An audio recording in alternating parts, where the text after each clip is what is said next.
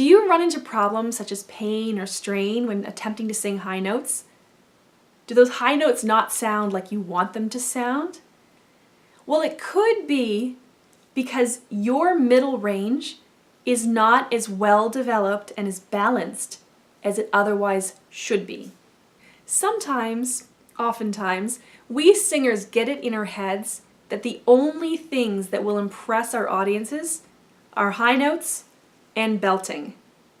And so what happens is we sort of internalize these expectations, and then we start to experience a lot of pressure from both without and within to sing those high notes and to learn to belt.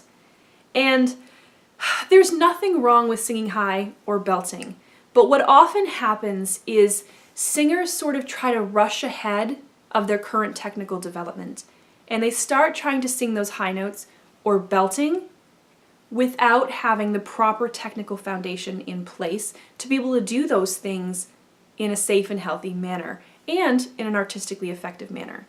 And of course, this begs the question of what does good singing actually entail?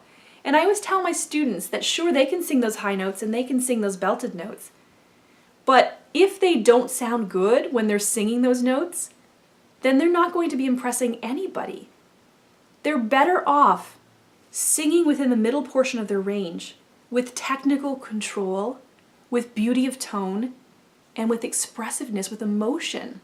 That ultimately will impress the audience more than screeching out that high note or forcing that loud note. But I'm just going to leave it at that for now and talk about what it is that I came here to talk about today. So one of the things that's really, really important, I think often overlooked, is the middle portion of our ranges. It's sort of the neglected middle child of the family. We've got the high notes that impress and the low notes that impress, and the middle just kind of sits there all alone, being forgotten, and not feeling like it really contributes a whole lot, even though that's actually where we do the bulk of our singing.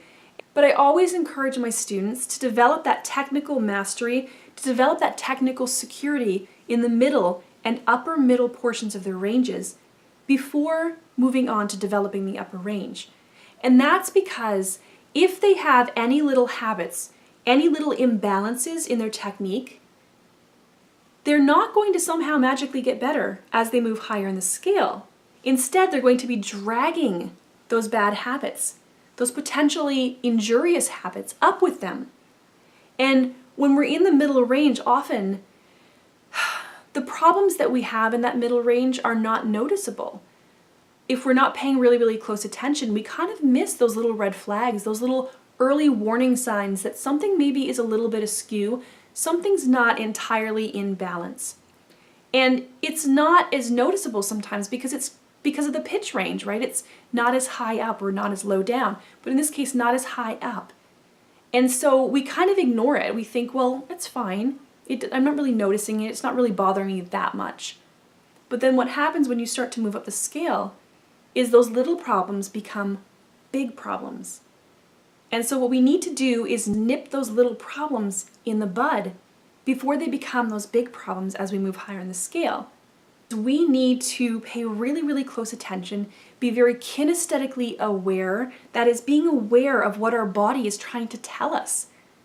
We need to pay attention to any feelings of tension, any feelings of imbalance or inefficiency that might be creeping in, tongue root tension, jaw tension, whatever it might be, and not ignore those little red flags, not ignore those warning signs that our bodies are a little bit out of balance. And again, in the middle part of the range, these little problems just seem like little problems. They're easy enough to ignore because they don't hurt as much. They don't feel as inefficient. But again, we don't want to be dragging that up into the higher range.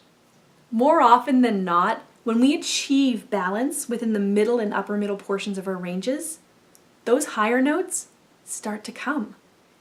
The technique in the upper register starts to come together. It starts to fall into place. And that again is because we're no longer dragging imbalances up that are destroying our chances of singing those high notes with comfort and ease and good quality. Now, I'm a little bit short on time today, but I do plan to talk in other videos about how we can achieve this balance and this technical security in the middle and upper middle portions of our ranges.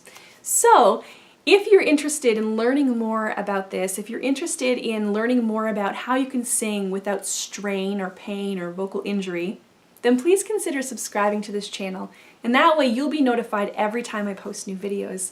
And thank you so very much for watching today.